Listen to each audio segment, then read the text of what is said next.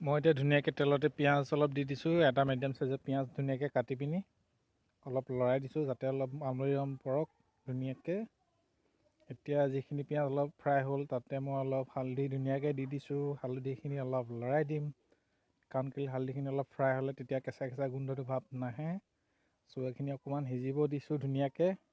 আৰু এতিয়া এই মাংস অকণমান বনাইছিলোঁ, চ' তাকে সেইখিনি দেখাইছোঁ। মাংসত হালধি তেল দি পিনি ধুনীয়াকৈ মঠি থোৱা আছিলে, সেইখিনি মেগনেট কৰি থোৱা আছিলে। চ' সেইখিনি ধুনীয়াকৈ এতিয়া লৰাই দিছোঁ অলপ তেলতে। তোমালোকে চাই থাকা ধুনীয়াকৈ, সেইখিনি অলপ সিজিব দিম এতিয়া তেলতে। 5 মিনিটমান সিজাৰ পাছত আকৌ এতিয়া তেজপাত অলপ ইয়াতে এড কৰি দিছোঁ। সোৱাদ অনুসৰি নিমখ দিছোঁ, তোমালোকেও নিমখ দি দিবা ধুনীয়াকৈ। এতিয়া লৰাই দিছোঁ পালত উলট কৰি ধুনীয়াকৈ মিক্স হ'বলৈ ধুনীয়াকৈ লৰাই দিছোঁ এইখিনি।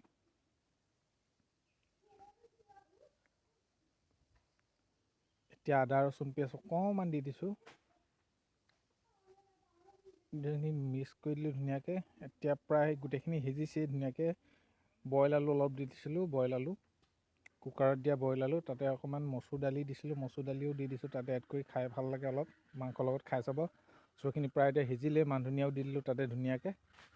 চ' আজি ৰেচিপিটো এইটোৱে আছিলে, অকণমান চিম্পুল ৰেচিপি, তোমালোকেও ট্ৰাই কৰিবা। কেনেকুৱা লাগিলে কমেণ্ট কৰি জনাবা আৰু মোৰ চেনেলটো ধুনীয়াকৈ ছাবস্ক্ৰাইব কৰি দিবা।